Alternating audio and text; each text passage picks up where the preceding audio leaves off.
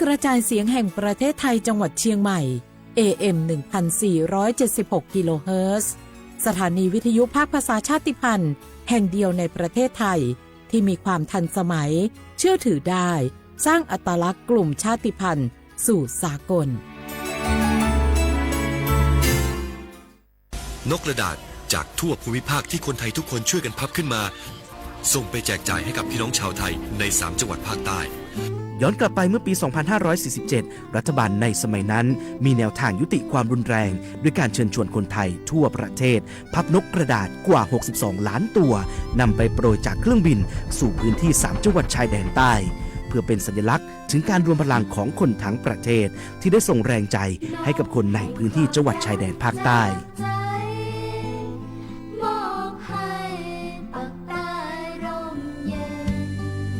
นกกระดาษกว่า 62 ล้านตัวที่โปรยมาจากฟากฟ้าในวันนั้นได้นำมาก่อสร้างเป็นอนุสาวรีย์นกสันติภาพที่ชาวจังหวัดนราธิวาสเรียกกันว่าวงเวียนนกผ่านมาแล้วกว่า 20 ปีอนุสาวรีย์นกสันติภาพยังคงตั้งตระหง่านและกลายเป็นสถานที่จุดเช็คอินของนักท่องเที่ยวแม้ว่านกสันติภาพตัวนี้จะไม่สามารถส่งเสียงได้แต่ก็คือสัญลักษณ์แห่งความหวังโดยหวังว่าวันหนึ่งบ้านเมืองจะกลับมาสงบสุขและมีรอยยิ้มอีกครั้งสันติสุขชายแดนใต้สร้างได้โดยสันติวิธีโครงการสร้างความเข้าใจและประสานความร่วมมือทั้งในและนอกจังหวัดชายแดนภาคใต้สำนักประชาสัมพันธ์เขต 3 กรมประชาสัมพันธ์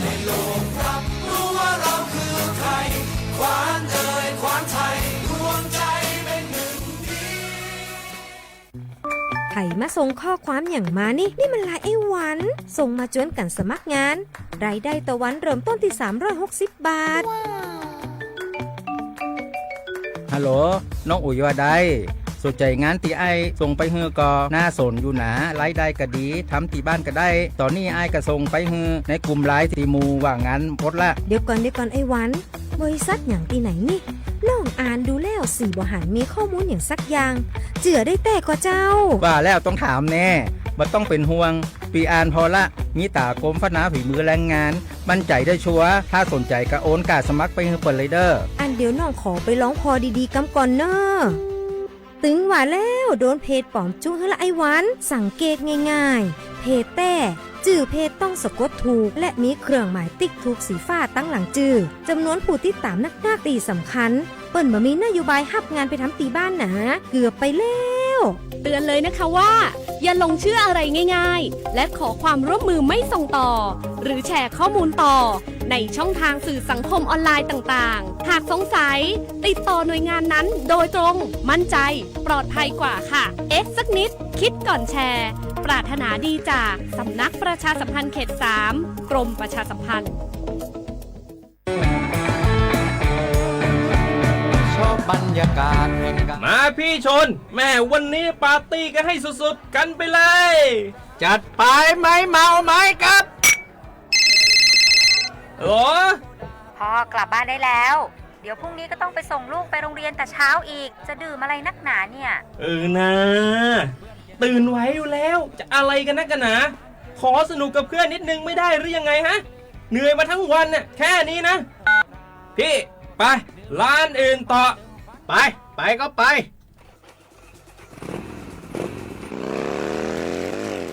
เฮ้ยพี่ทำไมรถคันนี้มันขับช้าจังเลยเนี่ยแซงไปเถอะแซงเลยแซงไฟแดงอ่ะฝ่าไปเลยพี่ตรงนี้มันไม่มีกล้องไม่โดนจับชัวร์เอาวะไปก็ไปเฮ้ยพี่ระวังรถ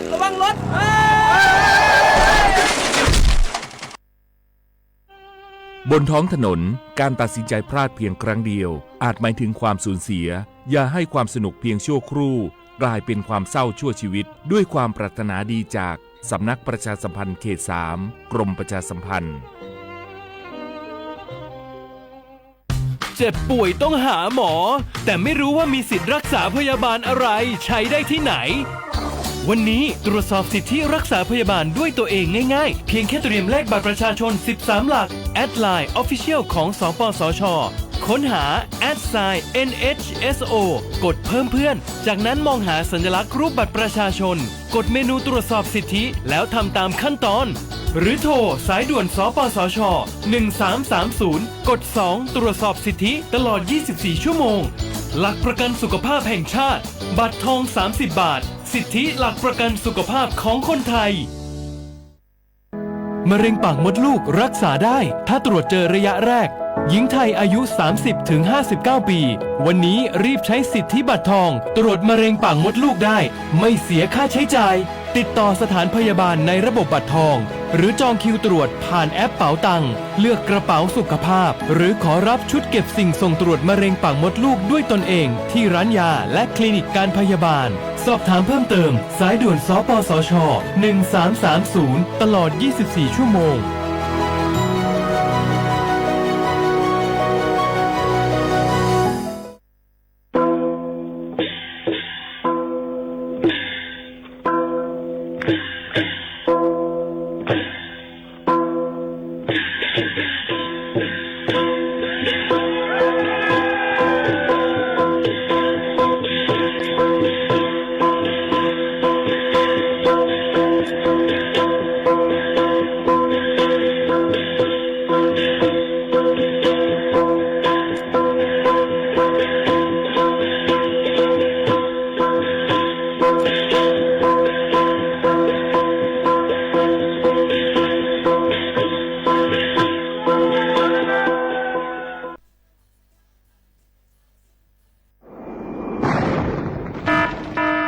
เจดอนเก้งใหม่ย้อนตั้งโฮมือกูฝ่ายเงื่องแวลองเผาป่าไม่เถื่อนคือไห่สุนตอนตาที่ลดย้อมหมอกก้อนกล้องในจันล้มจอมหนังคอปืนเผาไว้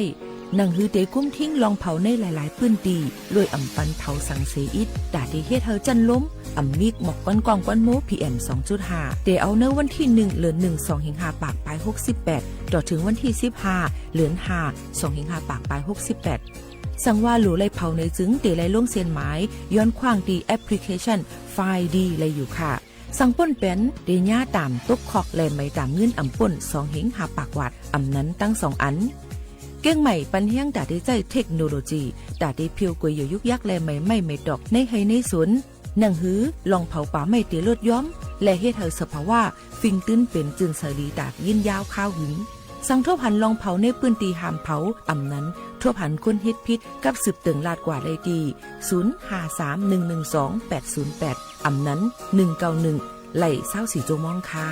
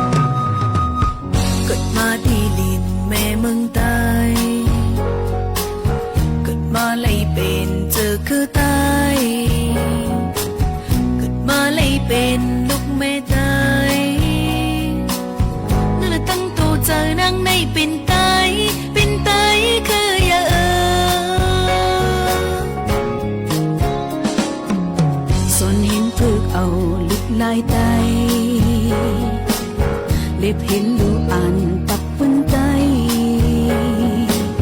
กบนังหักษาฟิงคือไตเนื้อตูเจอนังในหักไตคืออย่างบนพรนางอันมีดาเนื้อเจอคือบนพรนางอันมีดาเนื้อวันมั่งนางนางนี่ก็เจอถ้อยหับหังเลยมีผลลีตาบนไตเพราะว่านางได้มีไว้แต่เธอ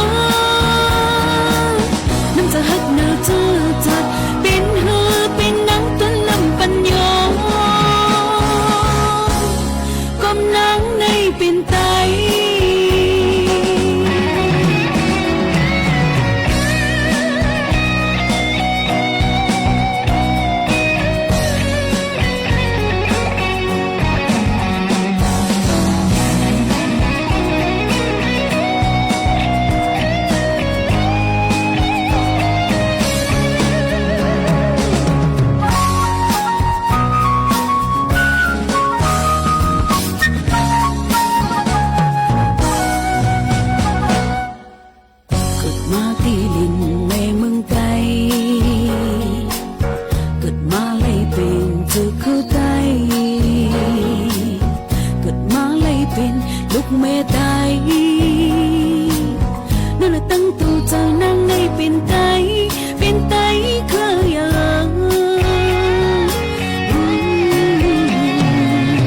ส่วนเห็นพึกเอาลิดไล่ตายเล็บเห็นลูอันปับปืนตายกบนางหักษาฟิงคือตายนั่นละนั่นตัวเจอนางในหักตายคืออย่าง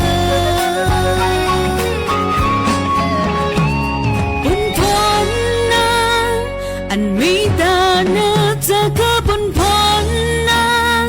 อันมีตาเนื้อวันมั่งนางนั่นในคัดเจอช่วยหักหันเลยมีพ้นลีตาปุ่นไตเพราะว่านางแต่มีไว้ตาเจ็บคือเพราะว่านางแต่มีไว้ตาวันมั่งเจอจัดเป็นมือเป็นนังเป็นหนึ่งปัญญาเพราะว่านางแต่มีไว้ตาเจอคือเพราะว่านางแต่มีไว้ตาวันมั่งมันจะหักเนื้อเจอจัดเป็นมือเป็นนังเป็นหนึ่งปัญญาก้มนางในเป็นไต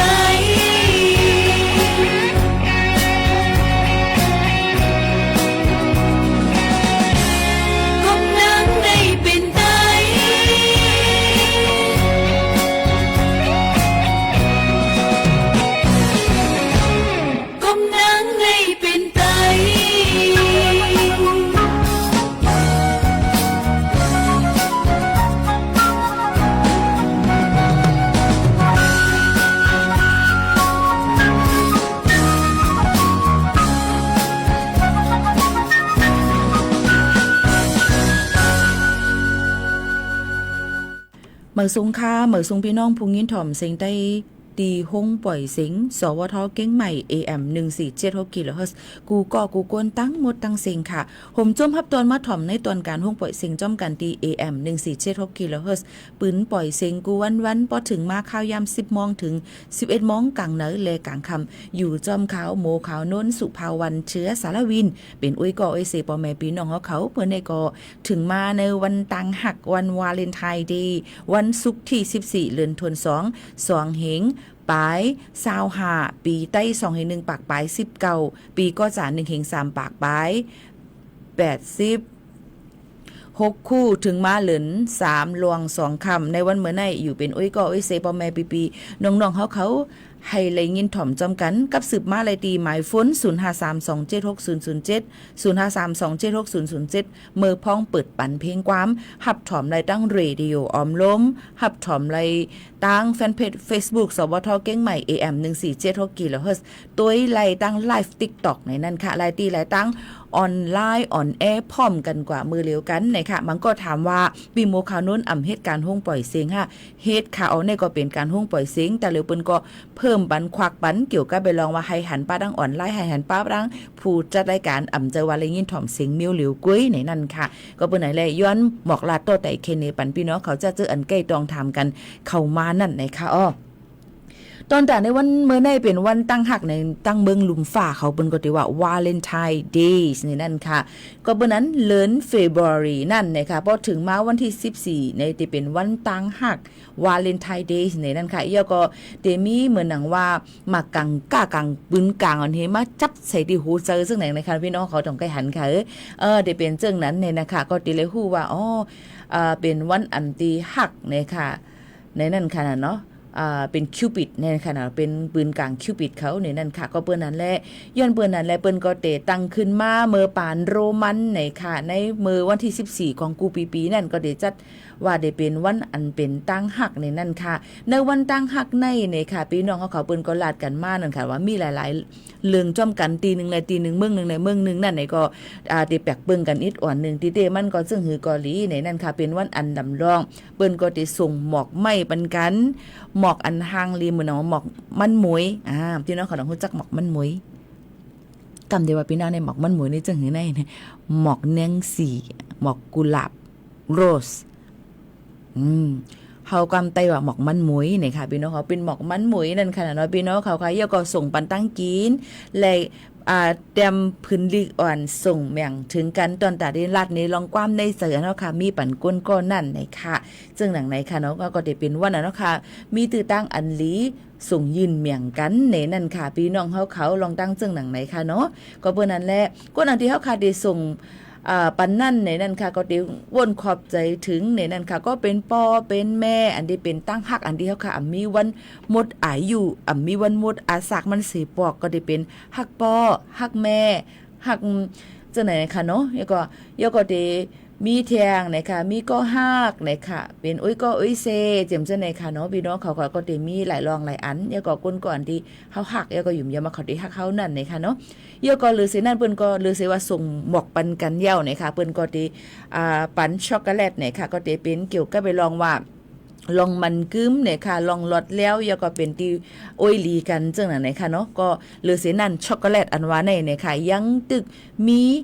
มีพรหลีเนี่ยค่ะเป็นถาดสารอันเฮกังเนี่ยค่ะการก่อตัวไขมันในเส้นเลือดเฮกังลองตั้งเป็นหัวใจยก็การเกิดแก่นสะการเป็นตั้งเป็นมะเร็งเนี่ยค่ะยก็เพราะว่าช็อกโกแลตในยังเฮ็ดให้เฮาค่ะเท่าเทิงหรือเสเก่าแทงลูกก่อนหรือเสนั่นก็ช็อกโกแลตในเนี่ยค่ะยังแต่มีถาดสารหมางรองหมางอันค่ะเนาะเตก็เฮ็ดให้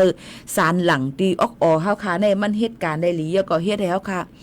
จึนปังจึนใส่มาจึงหนังไหนค่ะพี่น้องเขาค่ะยันเปิ้นนั้นแหละพ่อนดีช็อกโกแลตก็มีค่ะก้อยกาหรือเลยซื้อช็อกโกแลตอันดีป้อมี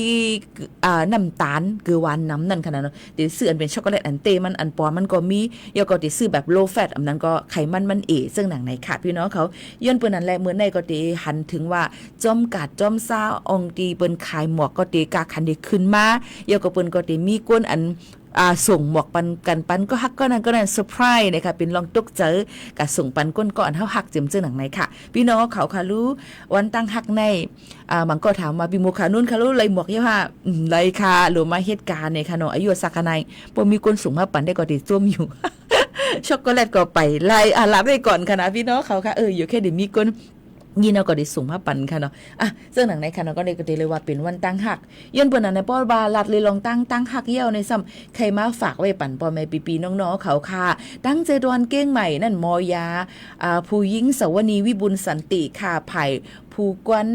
ลองให้กังตั้งเป็นเจดอนเก้งใหม่บอกลัดถึงว่าปอวันที่14เดือนเฟบรุรีกูปีเตเป็นวันตั้งหักในแล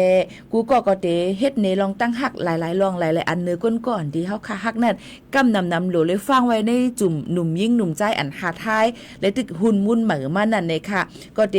ปันลองตั้งลำลองตอนดาก็หักแหละซึ่งหนังในค่ะเนาะยก็เดนเนปันกูจังมีว่าเกาหักเมื่อเตกูจังก็มีลองการนห่มนวลจอมกันเลยลองตั้งไปถึงขิงถึงขามันเจิมหนังในเฮ็ดให้จังที่จับตั้งเป็นสังเจว่าเฮาค่ะมีลองตั้งเฮกังมาดิกินยาเฮกังลองป้าต้องมาดิใส่ถุงยางอนามัยคอนดอมนั่นขนาดเนาะลองตั้งเจอในที่กูจังที่จับเจอ HIV ตั้งเป็น AIDS เยาก็กูจังที่จับกันลองตั้งเป็นอันโฮมกามารับนอนจอมกันมาได้เป็นซิฟิลิสน้องในจิมเจิงหนังในอันนี้ก็ถูกเลยเงื่องแวะยันเปิ้นนั่นแหละถูกเลยมีลองตั้งหักในมันเลิกไหลในนั่นค่ะหักในมันเลิกไหลจะว่ารู้เลยกว่าซุ่มจัดปาเนาะค่ะปั่นก้นก่อนเนาะค่ะฮักในก้อยเลยเป็นจังนั้นอยู่ที่ว่าเขาหมอลุ่มล่าเฮาค่ะจึงคือเขาที่ฮักเฮาค่ะหรือล้อมเฮาค่ะจึงคือเจ็มจึงหนังในยันเปิ้นนั่นแหละอย่าไปว่นสอนพิษนั่นค่ะเนาะอย่าก็อย่าไปเฮ็ดป่นแป้นอันที่เฮาค่ะไปถึงขิงถึงขามันนั่นในอันนี้ก็เอามาฝากฟังไว้ปันพ่อแม่พี่น้องเขาให้แรงเงินถ่อมจะเจออันมีลูกมีหลานนั่นในก็ให้รู้ล้อมด้วยถึงเขาจ้อมในนั่นค่ะพ่อแม่พี่น้องเขาอันนี้ก็คัดจะเอามาฝากตอนถึงพี่น้องเขาเกี่ยวกับไปลองวันตั้งฮักค่ะเที่ยงอันนึงในนั่นค่ะตั้งไผ่ตั้งเจดวันเก้งใหม่ก็เหมือนกันนะคะภาคบริการโลหิตแห่งชาติที่10อันดีเปิ้นฮับนะคะลูเลิศนั่นขนาดลูขามเลิศนั่นนะคะตั้ง7วันเก้งใหม่ก็บอกลัดถึงว่าวันตั้งฮักในเนี่ยค่ะเพราะว่าพี่น้องเขานอนรับอิ่มๆเต็มมีตั้งเป็นโรคกาจับตูอีสังเยาก็นอนรับอิ่มกินน้ำเราสุรามาเข้าตั้ง24ชั่วโมงเจ็มเจอหนังไหนนอนรับอิ่มเย้านะคะกินน้ำสิ ย้อนเฮาพี่น้องเขาในลองตั้งหักเลยการกว่าลูเลิศในนั้นค่ะกว่าลูเลิศปันในค่ะเติมความรักเติมโลหิตด้วยหัวใจนะคะปันตั้งหักและปันลองเลิศลวยหัวใจเฮาขาดตอนตะก้นอันมีตั้งเป็นนั่นนะคะเอาไม่ได้เป็นเลิศไอหังกะเย้านั่นเลิศกรุ๊ปหังเป็น A เป็น AP เป็น O กะเย้านั่นค่ะเนาะพี่น้องเขาก็กว่าโฮมลูเลิศกันเลยกูวันจันทร์ถึงวันศุกร์ข้าวยาม 8:00 นกึ่งต่อถึง 7:00 นกึ่งกลางค่ำพอเป็นวันเสาร์อาทิตย์แล้ววันลือการแต่เป็นข้าวยาม 8:00 นกึ่งต่อถึง 3:00 นกึ่งในนั่นค่ะก็เป็นนั้นแหละกวนอันเดียกว่าลูเลิศนั่นเตเลยมีอายุเตเอา17ถึง70ปีน้ำหนัก45ขึ้นเนื้อมีลองป้ายอยู่หลีเต็มทนในนั่นค่ะสังว่าตึกกินยามังลองมังอันในเราเตเลยฟังไว้ก่อนนะคะเยี่ยวก็หับเพราะว่าค่าการลูเลิศ1ปอกแทง3เลินเฮาก็การลูไล่เที่ยงในนั่นค่ะพี่น้องเขาก็เปิ้นนั่นแหละลองตั้งซะในพี่น้องเขาก็เตเลยกินตั้งกินเฮามันอิ่มๆเต็มๆก่อนนั่นค่ะเนาะเยี่ยวก็เงื่องแวเนี่ยค่ะลองตั้งกินอันมีไขมันสูงตีเอส่วนมัน6ชั่วโมงกินน้ำ300ถึง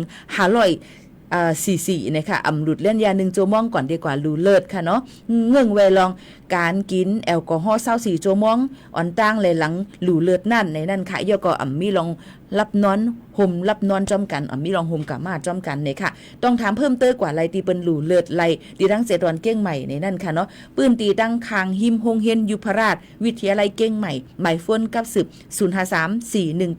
053-418-389ก็ไรเหมือนกันอันนี้ก็เป็นตั้งหักแทงหนึ่งอันตอนแต่ได้ยืนเมียงก้นก่อนที่สืบอาสากสายใจกว่าอันเปิ้นลูเลิศนั่นเลยว่าเป็นกุศลีเต้วาวาในนั่นค่ะอันนี้ก็ออกมาฝากดวนถึงพ่อแม่ปีๆน้องๆเขาให้เลยยินถ่อมจอมกันในค่ะออนกันลือใจกันก่อนค่ะนะยิ่งโมคานุ่นเอามาเพ่งกว้างมันหูถูกใจค่ะเนาะมาให้เลยยินถ่อมจอมกันในตอนการเฮาข่าววันเหมือนในค่ะนะเดถ่อมอยู่ตีแล้วตั้งไหลในก็อย่าลืมค่ะเนาะปันแห้งใจกันเข้ามาในค่ะเนาะมันได้เป็นเพ่งกว้างอันในชื่อว่าคอยในนั่นค่ะอันเป็นในวงสะโตนห้องไว้เฮาคำมาสืบยินถ่อมจอมกันตรงตักจอมกันเลยตรงตักจอมกันเลยค่ะนะ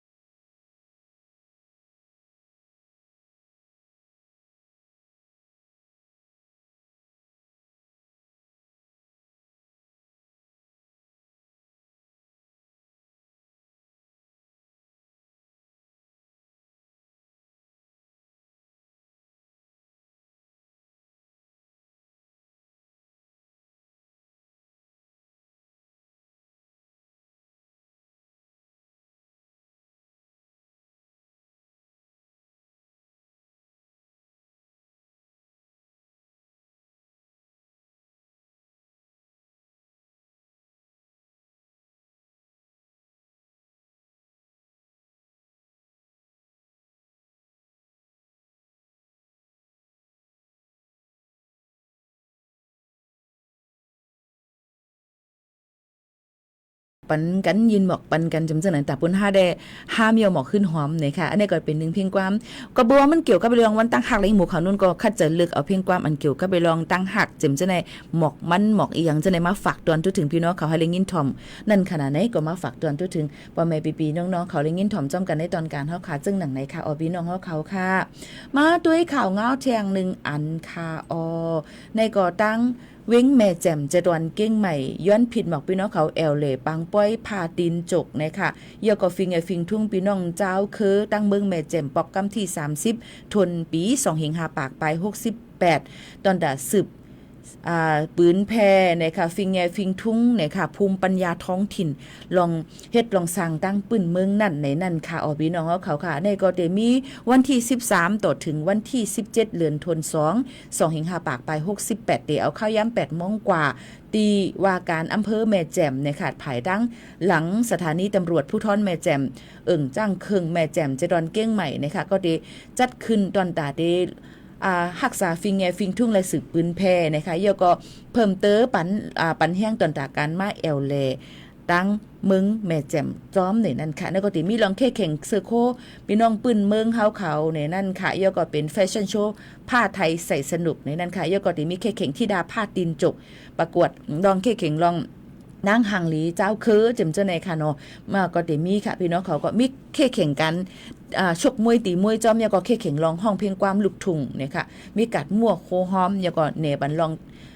หลายลองหลายอันในนั่นค่ะเนาะอันนี้ก็ลองตั้งเจ้าในก็เอามาฝากตอนจนถึงพี่น้องเขาเกี่ยวก็ไปลองปางป้อยแม่แจ่มในวันที่13ถึงวันที่17ค่ะฝากตอนจนถึงปอแม่ปีๆน้องๆเขาให้เลี้ยงยินถ่อมจ้ำกันเจ้าหนังไหนค่ะ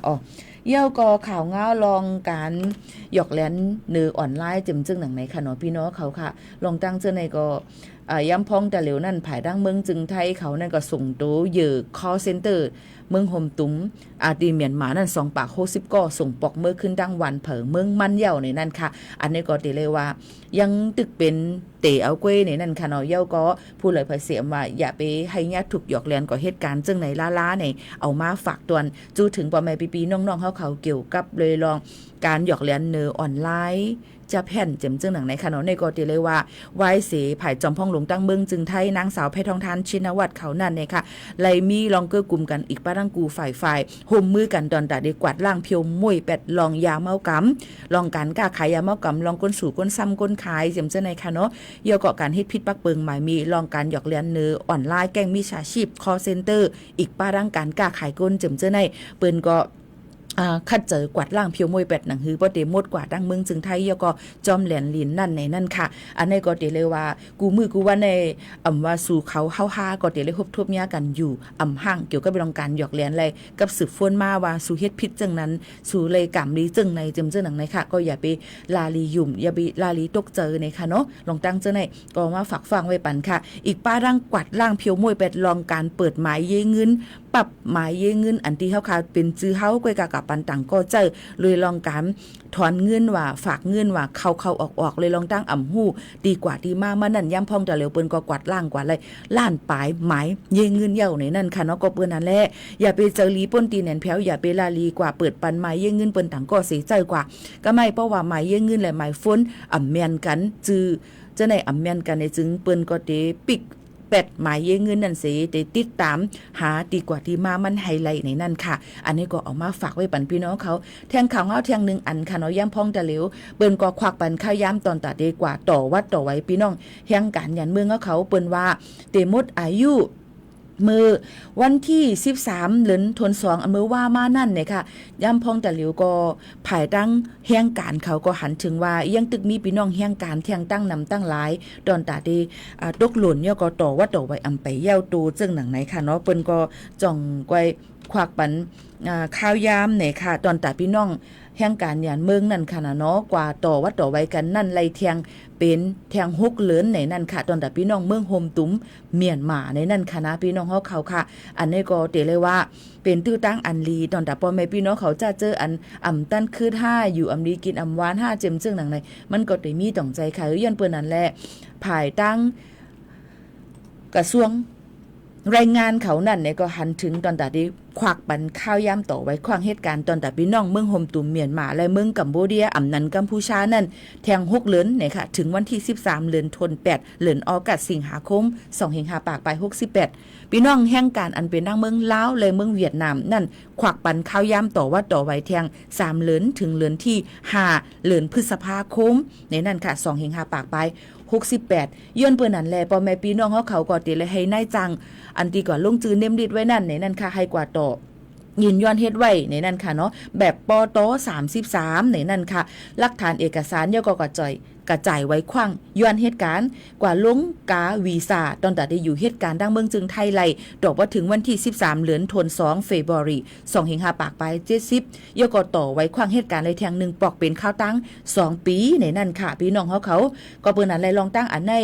มันก็ได้เป็นลองง่ายเงียบย่อก็ควักปันข้าวย่ำตอนแต่พ่อแม่พี่น้องเขาจ้าเจออัน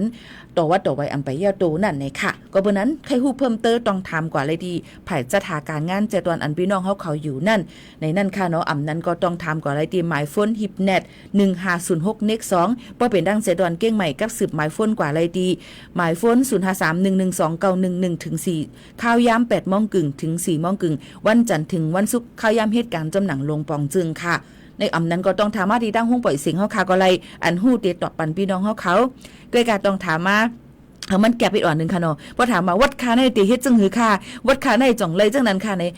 จังตอบปันให้มันเป็นรองซับเซระยะย่ำปันพี่น้องเขาเนี่ยแค่นดอกป่องเจอปันใหญ่นำเสกำค่ะพี่น้องเขาค่ะเนี่ยก็เป็นข่าวเงาที่เขาค่ะคัดเจอเอามาฝากตวนจู้ถึงปอแม่ปีน้องๆเขาให้เลยยินถ่อมจ้อมกันค่ะพี่น้องเขาค่ะยกก็ยังพองแต่เร็วค่ะตั้งเป็นไข้หวัดใหญ่มา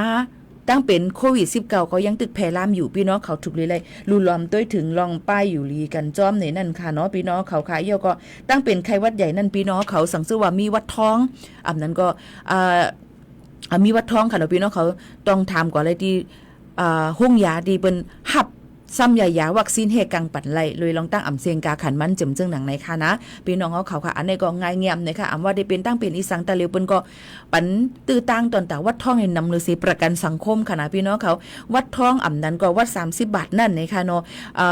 บัตรประกันสุขภาพทั่วหน้านั่นนะคะตีไล่สุนเป็นนำเลยเสวัดไว้ประกันสังคมในนั่นเขาแต่เลียวก็วัดไว้ประกันสังคมเปิ้นก็ย้อนเนี่ยค่ะตอนแต่ดีกว่าเฮ็ดเคียวนั่นนะคะเนาะลูกดี1 ปี1 ปอกมานั่นเปิ้นได้ย้อนให้1 ปี 3 ปอกในค่ะว่ะเตมีลองย่อยย่ำซึ่งหือในยิ่งหมวกขนุนก็เตมาต่อแต่แค่นี้ปันพี่น้องเขาแทงอยู่อำห่างค่ะนะแต่เลียวอ่อนกันลือเฮอลือใจถ่อมตุ้ยเพียงความหวานหูถูกใจกันก่อนค่ะนะเพียงความอันในเกี่ยวกับไปลองวันตั้งหักเหมือนกันค่ะเนาะพี่น้องเขาค่ะก็ติว่าวันตั้งหักง่ายๆเนี่ยค่ะเป็นใจลาวเสียงห้องไว้สืบยินถ่อมจ้อมกันค่ะ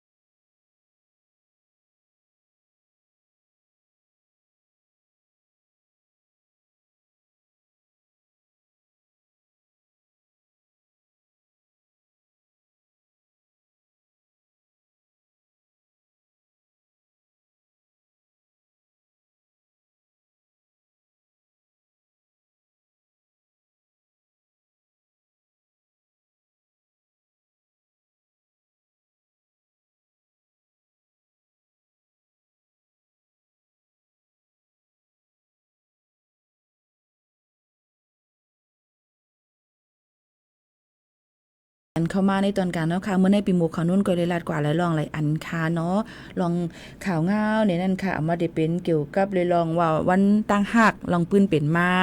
เดี๋ยวก็ลองฟังกันไว้ในวันตั้งหักนะคะเนาะเดี๋ยวก็กว่ารู้เลิศในวันตั้งหักไหลจึงหนังไหนค่ะเลอเซนนั่นมาเนี่ยนั่นก็ได้หันถึงว่าปางป้อยของลีดังเมืองแม่แจ่มนะคะปางป้อยพาตินจกเดี๋ยวก็ฟิงทุ่งดังเมืองแม่แจ่ม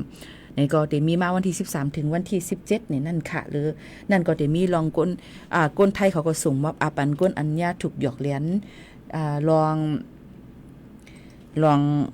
แก่งคอเซ็นเตอร์จำเจิงหลังนั้นค่ะเนาะอันนี้ก็เอามาฝากตวนทุถึงพ่อแม่พี่น้องเขาเกี่ยวกับไปลองการต่อวัดไว้กันเที่ยงในนั่นค่ะอันนี้ก็คัดเจอเอามาฝากตวนจู้ถึงกูก้นตั้งหมดตั้งเสียงเยาขนาดหนังหือป้อดีคือตันเดี๋ยวก็มาฝากตวนทุถึงกันในตอนการเฮาค่ะที่ในกูวันเจิงหนังในค่ะพี่น้องเฮาเขาค่ะตอนดาวันตั้งฮักในค่ะเอ็มจะว่าติมีวันเดียวในคือค่ะเนาะก็ติเลยว่าเฮาค่ะโหลเลยมีกูวันตอนตาดีฮักก้นเสก็ฮักลูกฮักล่างฮักปอฮักแม่เจมเจอในค่ะนะมันมีมาตั้งหมดตั้งเสียงนั่นค่ะพี่น้องเขาค่ะก็มาฝากตวนทุถึงพี่น้องเขาเจิงหนังในค่ะนะหมู่ขนุนติหาความเก่าจังวันตั้งหักใจอ่อมแสงไรตีเลยค่ะแน่เตรียมลีกไทยมันซ้ำอ่ำออกขึ้นมาตีเลยเฮ็ดจึงหือก็อ่ำหูเหี่ยวค่ะแน่เปียวติเฮ็ดจึงหือค่ะปีติเฮ็ดจึงหือเก่าจังวันตั้งหักอ่ำหันติเฮ็ดหือคัดใจหายอยู่ค่ะนะน้องอ่อมแสงส่งลิงมันมาปั่นของออมแสงWEM ปีโมขานุ่นหากำขนาดกำมาเดเลยหาแรงง่ายนั่นขนาดไหน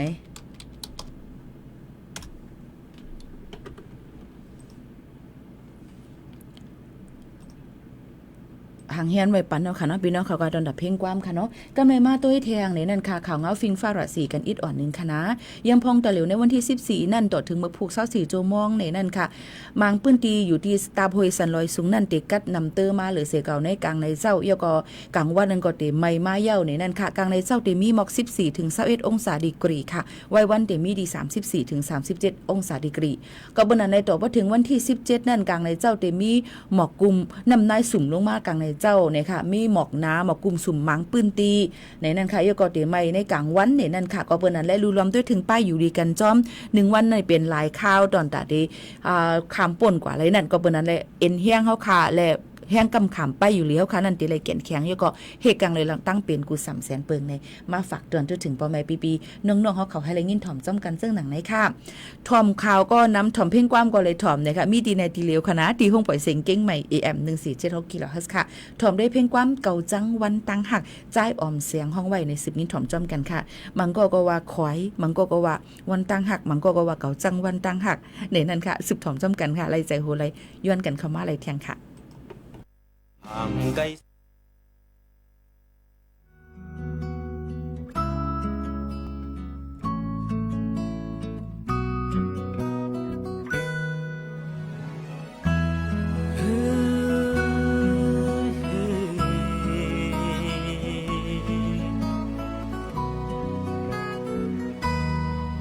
ถึงฮอดมา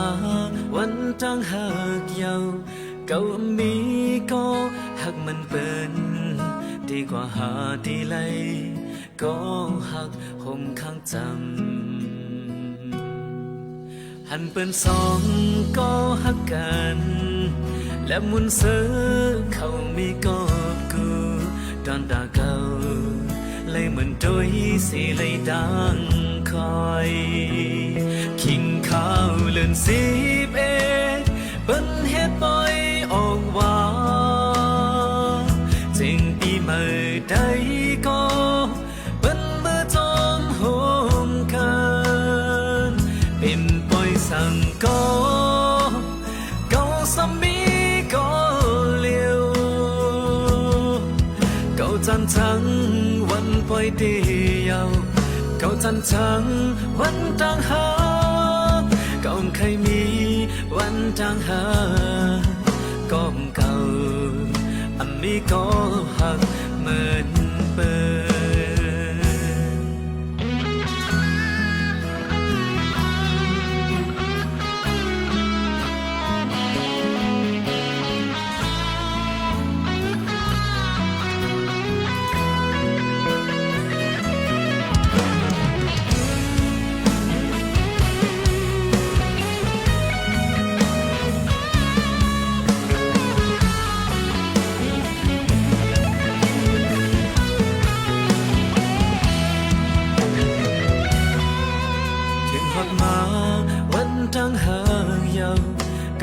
มี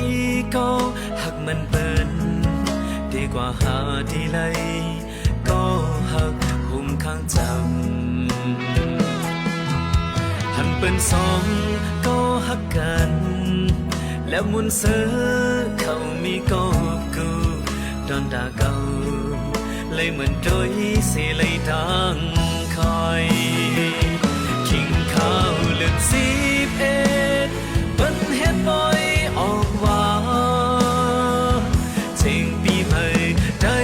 ก็เป็นเมื่อทองโหมกันเป็นปล่อยสั่งก็เก่าสมีก็เร็วเก่าจันจังวันปล่อยเดียวเก่าจันจังวันต่างหาเก่าเคยมีวันต่างหาก็เก่ามีก็หักเปิดกินข้าวเลือน11เปิ้นเฮ็ดปล่อยออกว่าเจิงปีใหม่ใดก็เปิ้นเมื่อจอมโหมกันเป็นปล่อยสังก็เก่าสมีก็เร็วเก่าจันจังวันปล่อยเดียวเก่าจันจังวันต่างหาเก่าเคยมีวันต่างหายาวก้มเก่ามีก็หักเหมือนเก่าจันจังวันต่างหาเก่าเคยมีวันต่างหาก็เก่ามีก็หักเหมือนเปิด